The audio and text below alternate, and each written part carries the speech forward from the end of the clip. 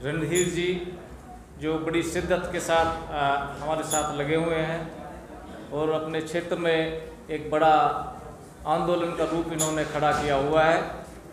मैं सहसम्मान उनको यहाँ आमंत्रित करता हूँ, यहाँ पर आए और अपनी बात रखें। रणधीर सिंह जी मुखमेलपुर से।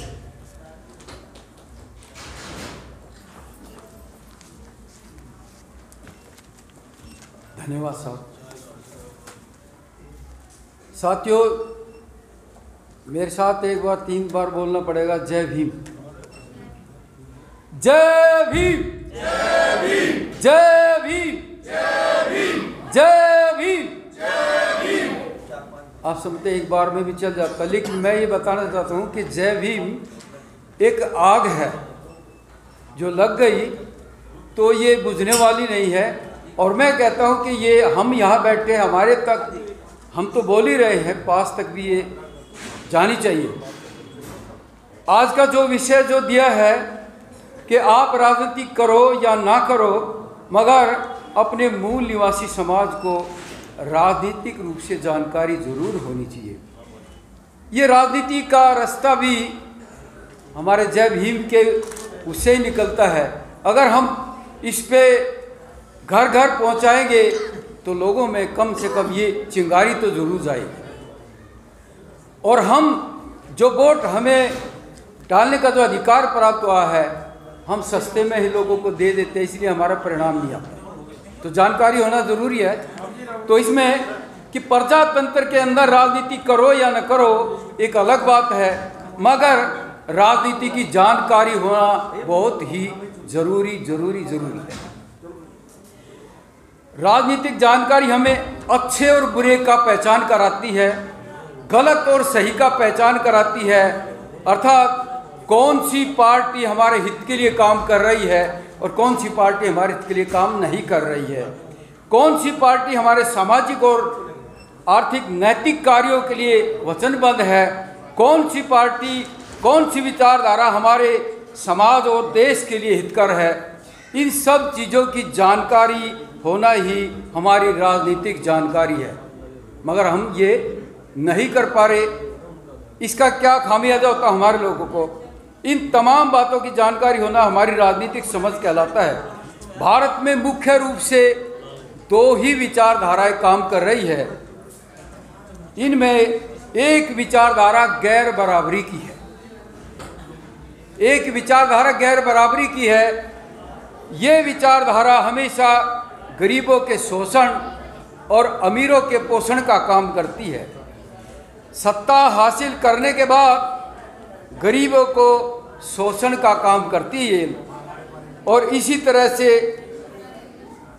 इस विचार के लोग लोकतंत्र होते संविधान तक को नहीं मानते और देश में अशांति फैलाते हैं। इसका खामियाजा गरीब जनता को अपनी जान देकर भी चुकाना पड़ता, जैसा कि हम देखते हैं अभी वर्तमान में भी घटा है। इन पार्टियों के शासन में सबसे ज़्यादा आगजनी, दंगे, फसाद इत्यादि घटनाएं होती हैं।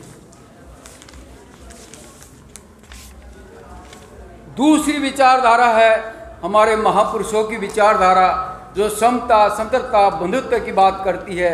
ये विचारधारा हमारे महापुरुषों की देन है, जो हमारे पुरखों से चली आ रही है।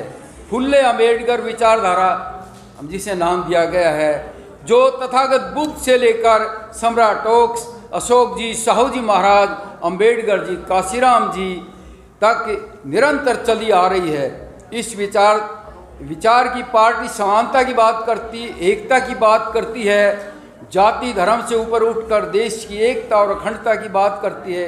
मगर हम अभी तक मूल निवासी 85% को तैयारी नहीं कर पाए, अर्थात अपने महापुरुषों की विचारधारा लोगों तक दे ही नहीं पाए। क्योंकि देश में सत्ता में बैठे 15% लोग बहुजन समाज को एक होने ही नहीं दे रहे। वे इसके लिए अनेक षड्यंत्र रचते हैं। कभी भगवान का डर, मंदिर मस्जिद, पूजा पाठ, यज्ञ हवन, जादू टोना, तंत्र मंत्र, त्योहार इत्यादि में बहुजन समाज को उलझाकर रखते हैं। इस कार्य के लिए इनके सैकड़ों संगठन लगे हुए हैं। इनको धार्मिक डर दिखाकर ये अपने बारे में कभी सोच ही नहीं सकते और इनकी मेहनत की गाड़ी कमाई इनके पाखंडों में चली जाती है। अगर हमने भारत में बहुजनों का राज लाना है तो इसके लिए हम हमारे सामाजिक, राजनीतिक, धार्मिक और आर्थिक रूप से सक्षम संगठनों को मिलकर एक विचारधारा पर काम करना पड़ेगा। देश में सत्ता स्थापित करने के लिए इन संगठनों की जिम्मेवारी बनती है।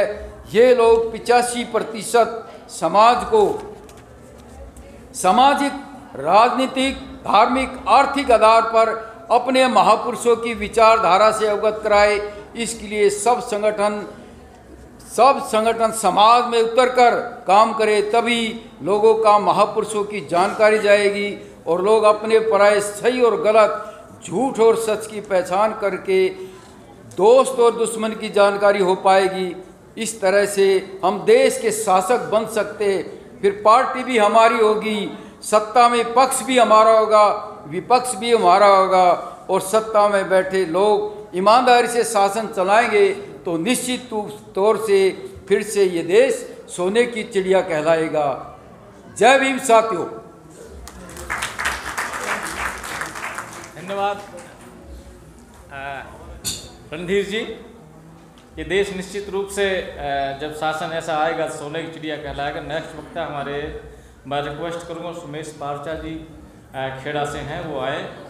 और उससे पहले मैं अभी भाई साहब बोल रहे थे भाई स्वर्ग जाने के लिए लोगों से हाथ उठवाते थे, तो स्वर्ग में तो अकेला ही आदमी जाता था हाथ उठाने के लिए। आप हाथ उठाओ कि आप परिवार सहित ऊंचा उठना चाहते हो। जो परिवार सहित ऊंचा उठना चाहता है वो हाथ उठाए। भाई दोनों हाथ उठाओ, ठीक है, और ताली बजाओ और बोलो मेरे साथ कि हमने परिवार सहित ऊपर उठना है। हमने अपने बच्चों को अच्छी शिक्षा देनी है।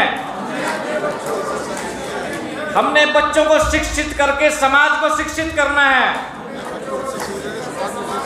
और राष्ट्र को शिक्षित करना है। अपना भविष्य उज्जवल बनाएंगे, राष्ट्र का भविष्य उज्जवल करेंगे, अपने पुरखों के आंदोलन को आगे चलाएंगे। आभार, धन्यवाद। इसका तरीका भी मैं बताऊंगा बाद में। आओ सुमेश पारचा जी, आइए प्लीज। धन्यवाद रमेश जी। सभी को जय भीम, नमो बुद्धाय। हमारा विषय आज हम सीधी बात करेंगे, ज़्यादा टाइम नहीं है हमारे पास। आप राजनीति करो या ना करो, मगर मूल निवासी बहुजन समाज को राजनीतिक रूप से कैसे जागरूक करें। आज से 30 साल या 40 साल पहले हमारे लोग जब राजनीति की बात